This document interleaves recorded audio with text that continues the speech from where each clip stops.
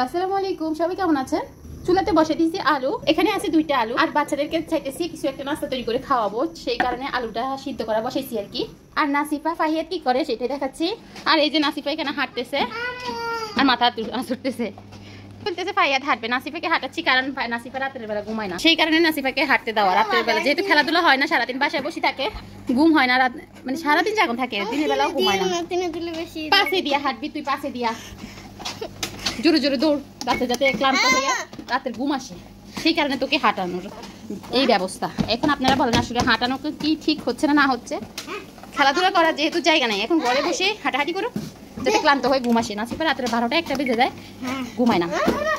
আর নাসিফা না ঘুমানোর কারণে নাসিফার বাবা বলতেছে কই এলেবেন দিছে পাইবে তো, বলতেছে একটু হাঁটানোর জন্য, যেহেতু খেলাধুলার জায়গা নেই। জায়গা আছে বলতে এখন তো বাইরে গরম, বাইরে যেতে পারে না, সেই কারণে এই ব্যবস্থা আর কি। নাসিফার জুটি করে দেবো না, খোপা করে দিব, খোপা অলরেডি নাসিফার খোপা করে দিছি কোনো রকম, তো হাঁটতে থাকুক এটা আর কি। সাইড এখানে বসে নাটক দেখে, নাটক না কার্টুন। যখন আমার আলু সিদ্ধ হয়েছে, এই যে একটা পাত্রে ঢেলে নিচ্ছি, নেওয়ার পরে এগুলোর খোসা ছাড়াই নিছি, খোসা ছাড়া নির্ভরে দিই এগুলোরে। এখন এভাবে করে টুকরো টুকরো করে নিতেছি, এখনো ধোয়া উঠতেছে। একটু টুকরো টুকরো করে নেওয়ার পরে এই যে দিয়ে দিছি লবণ পরিমাণ মতো। তারপর যেটা করব এটারে ম্যাশ করব, তো ম্যাশ করি লই।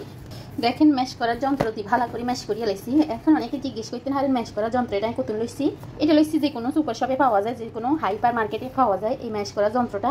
তারপরে আমি কই দিই এটা আমি লইছি ন্যাশনাল হাইপার মার্কেটে, তো বুঝছেন এই যে কি সুন্দরী হয়ে যায় ম্যাশ, এগুলো প্রায় কিলো অনেক সুন্দর হইব। তারপরে দিয়ে নয় 2টা আলুর লাই আধা কাপ ময়দা নিচ্ছি। তারপর দিয়ে দিব কর্নফ্লাওয়ার দিতে হইব, না দিলে এখন একটা ডো তৈরি করব। এই যে ডো তৈরি করা হয়ে গেছে, মানে একটা আটার গোলা বানা লাইছি। যাই হোক, তাতে একটু ঘি লাগিয়ে লাইছি আমি, এটার গোল গোল করুন, তো দেখতে থাকেন কিভাবে কি করি। হাতে নিলাম, এতটুকু করে হাতে নিলাম, এভাবে করি গোল গোল করি, সেপটে করি রাখলাম। তো আস্তে এইটা দিয়ে সবগুলো একই রকম বানাইতেছি, দেখতে থাকেন।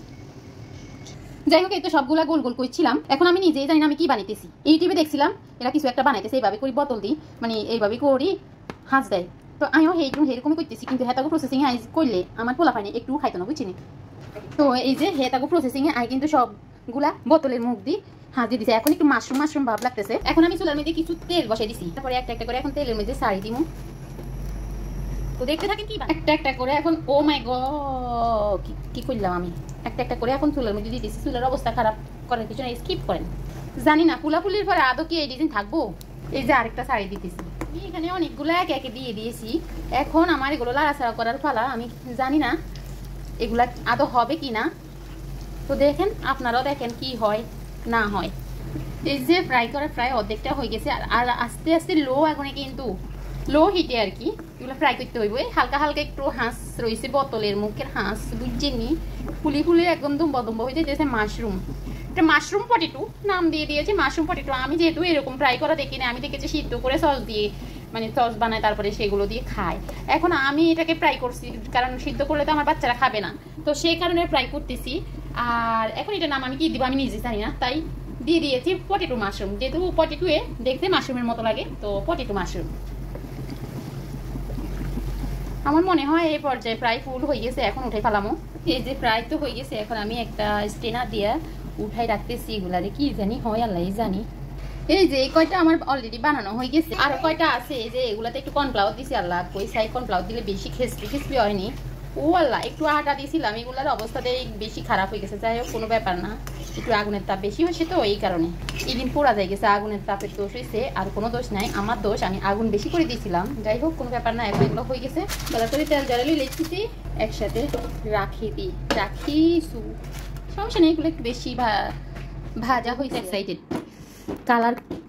এখন আমি এই যে সস লাগাই দিতেছি, এই সস আর হতে লাগাই। আচ্ছা দে লাগা, তো শক্তি তো নাই।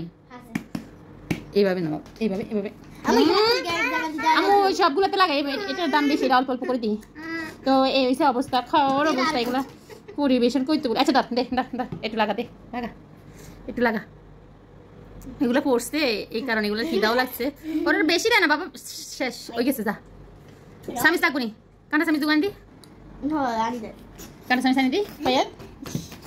ধর 42 বল আরে হে গুনের মতো কাঁটা চামিস না সুন্দর চামিস তুমি শুধু দে 42 বল খা 42 বল একটু সাবার টালা দিলি উঠবি দি কালার কম্পিটিশন আর সুন্দর হইতো অনেক মজা হইতো একটু খাইয়ে দেখবো খাইয়ে দেখি দারুন গরম ঠান্ডা খাচ্ছ বেশি দিন সহজ দিত তো সবাই ভালো থাকবেন সুস্থ থাকবেন আল্লাহ হাফেজ আসসালামু আলাইকুম